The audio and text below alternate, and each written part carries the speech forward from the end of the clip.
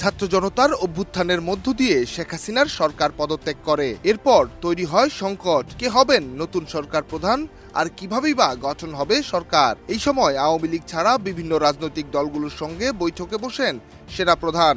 এরপর বৈঠক হয় রাষ্ট্রপতির সঙ্গে, যার সবশেষ সিদ্ধান্ত আসে গঠন হবে অন্তর্বর্তীকালীন সরকার, যে সরকারকে সমর্থন দেবে রাজনৈতিক দলগুলো।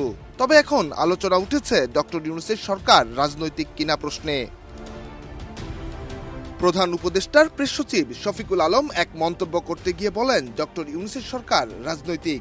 একটি বেসরকারি টেলিভিশনের টকশোতে আলোচনার এক পর্যায়ে শফিকুল আলম বলেন, এই সরকার অবশ্যই রাজনৈতিক, কেননা ছাত্ররা লড়াই করেছে, রাজনৈতিক দলগুলো সঙ্গে ছিল, সবাই মিলে একটা স্পিরিট নিয়ে এই সরকার গঠন করেছে, তাই এই সরকারকে অবশ্যই রাজনৈতিক সরকার হিসেবেই ভাবতে হবে।